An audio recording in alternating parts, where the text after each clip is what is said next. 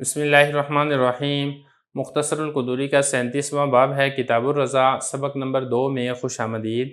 آج کے سبق کے اندر ہم لبن فحل کے بارے میں پڑھیں گے۔ عبارت دیکھ لیں، وَأُخْتُ ابنہ من الرضاع يجوز ان يتزوجها ولا يجوز ان يتزوج اخت ابنہ من النسب ولا يجوز ان يتزوج امرأة ابنہ من الرضاع كما لا يجوز ان يتزوج امرأة ابنہ من النسب ولبن الفحل يتعلق به التحريم وهو أن ترضع المرأة صبية فتحرم هذه الصبية على زوجها وعلى آبائه وأبنائه ويصير الزوج الذي نزل منه اللبن أبا للمرضعة۔ ترجمہ دیکھ لیں، اور رضاعی بیٹے کی رضاعی بہن جائز ہے کہ وہ اس سے نکاح کرے، اور جائز نہیں ہے کہ نسبی بیٹے کی نسبی بہن سے نکاح کرے، اور جائز نہیں ہے رضاعی بیٹے کی بیوی سے نکاح کرے جیسا کہ جائز نہیں ہے نسبی بیٹے کی بیوی سے نکاح کرے۔ اور لبن فحل، مرد کا دودھ، اس سے بھی حرمت متعلق ہوتی ہے، اور وہ یہ ہے کہ عورت کسی بچی کو دودھ پلائے تو یہ بچی اس عورت کے خامند پر حرام ہو جائے گی، اور اس کے آباء و اجداد پر، اس کے بیٹوں پوتوں پر بھی۔ اور خامند جس کی وجہ سے دودھ اترا ہے، یہ اس دودھ پلائی گئی بچی کا باپ بن جائے گا۔ عبارت ہو چکی ہے، ترجمہ ہو چکا ہے، اب چلتے ہیں اس کی تشریح کی طرف۔ پہلا مسئلہ حضرت یہاں پر یہ بیان فرما رہے ہیں کہ جو رضاعی بیٹا ہے، اس کی جو رضاعی بہن ہے، اس سے نکاح کرنا جائز ہے۔ اس کی مثال کیا بنے گی؟ اس کی مثال دیکھیں، جیسے کہ ساجد اور ساجدہ، ان دونوں کا ہوا نکاح۔ ساجد بن جائے گا میاں، ساجدہ بن جائے گی بیوی۔ اب ساجدہ نے دودھ پلایا ماجد کو، تو ماجد بن جائے گا رضاعی بیٹا، ساجد بن جائے گا رضاعی باپ، ساجدہ بن جائے گی رضاعی ماں۔ پھر آپ آگے یہ سمجھیں کہ یہ جو ماجد ہیں، ماجد اور زینب، ان دونوں نے دودھ پیا طیبہ کا، تو ماجد یہ بن جائے گا رضاعی بھائی، اور زینب یہ بن جائے گی رضاعی بہن، اور یہ جو طیبہ ہے یہ بن جائے گی رضاعی ماں۔ اب مسئلہ یہاں پر یہ سمجھنا ہے کہ جو ماجد ہے اس کی رضاعی ماں دو ہیں، ایک اس کی رضاعی ماں ہے ساجدہ، اور ایک اس کی رضاعی ماں ہے طیبہ۔ لیکن جو زینب ہے اس کی رضاعی ماں ایک ہے طیبہ، زینب کی رضاعی ماں ساجدہ نہیں ہے۔ اب یہ جو ساجد ہے جو کہ ماجد کا رضاعی باپ ہے، اس کے لیے اپنے رضاعی بیٹے کی رضاعی بہن زینب سے نکاح کرنا جائز اور حلال ہے۔ دیکھیں یہ فرمایا اپنے رضاعی بیٹے کی رضاعی بہن سے نکاح کرنا جائز ہے، لیکن نسب میں ایسا جائز نہیں ہے۔ وَلَا يَجُوزُ أَن يَتَزَوَّجَ أُخْتَ ابْنِهِ مِنَ النَّسَبِ۔ اب یہ جو نسب میں جائز نہیں ہے، اس کی دو صورتیں بنے گی، دونوں کی دونوں صورتوں میں نکاح جائز نہیں ہے۔ پہلی صورت دیکھیں، پہلی صورت میں آپ یہ کریں کہ یہ جو ماجد ہے اس کو آپ ان دونوں کا نسبی بیٹا بنائیں، مطلب ساجد اور ساجدہ کا نکاح ہوا، یہ دونوں میاں بیوی ہیں، ان دونوں سے ایک بیٹا پیدا ہوا ماجد، ایک بیٹا ماجد پیدا ہوا، اور ایک بیٹی زینب پیدا ہوئی، تو یہ جو زینب ہے یہ بن جائے گی نسبی بیٹی۔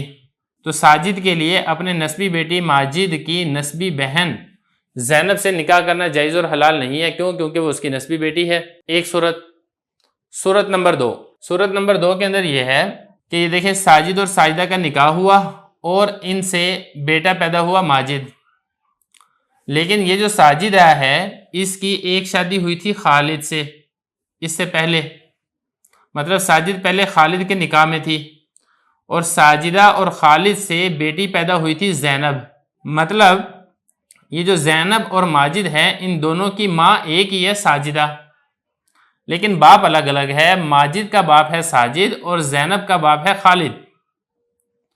تو ساجد کے لیے اپنے نسبی بیٹی ماجد کی نسبی بہن زینب سے نکاح کرنا جائز نہیں ہے، کیوں؟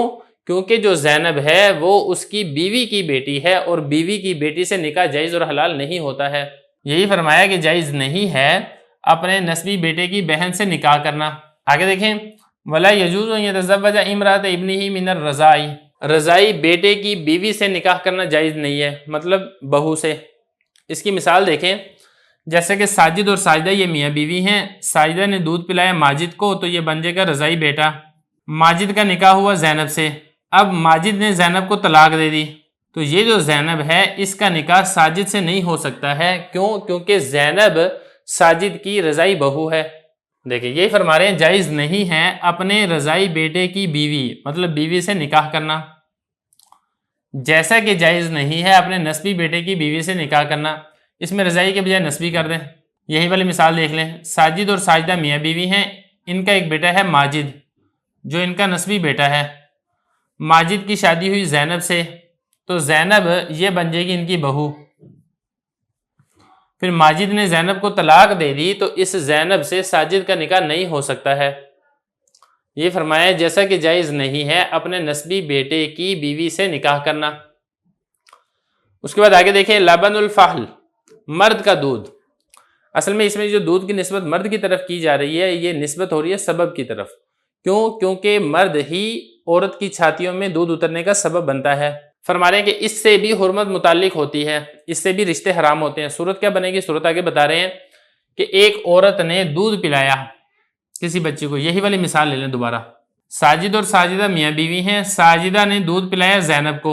اب یہ جو زینب ہے، زینب کا نکاح ساجد سے نہیں ہو سکتا ہے، کیونکہ ساجد اس کا رضائی باپ ہے، ساجد کی وجہ سے ساجدہ کی چھاتیوں میں دودھ اترا تھا۔ پھر اسی طریقے سے جو زینب ہے ساجد کے آبا پر بھی حرام ہو جائے گی، مطلب ساجد کا کوئی باپ ہے، مثال کے طور پہ ساجد کا باپ ہے ماجد، ماجد سے زینب کا نکاح نہیں ہو سکتا، اس کے باپ دادا پر بھی یعنی حرام ہو جائے گی، ساجد کے دادا پر۔ مثال کے طور پہ ساجد کا دادا ہے خالد، زینب کا نکاح خالد سے بھی نہیں ہو سکتا۔ اسی طریقے سے جو ساجد کی اولاد ہے اس سے بھی زینب کا نکاح نہیں ہو سکتا۔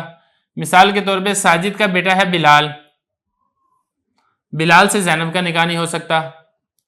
بلال کا بیٹا ہے عبداللہ، عبداللہ سے بھی زینب کا نکاح نہیں ہو سکتا۔ یہی بتایا صورت اس کی ہے انترزیا، دودھ پلائے عورت صبیہ بچی کو، جیسے کہ اس مثال میں ساجدہ نے زینب کو دودھ پلایا، تحرم ہذہ الصبیہ، یہ بچی حرام ہو جائے گی علی زوجہا، اس دودھ پلانے والی کے خاوند پر۔ یہ جو ہا ضمیر ہے یہ لوٹ رہی ہے اس عورت کی طرف، اس عورت کا جو خاوند ساجد ہے یہ زینب و ساجد پر حرام ہو جائے گی۔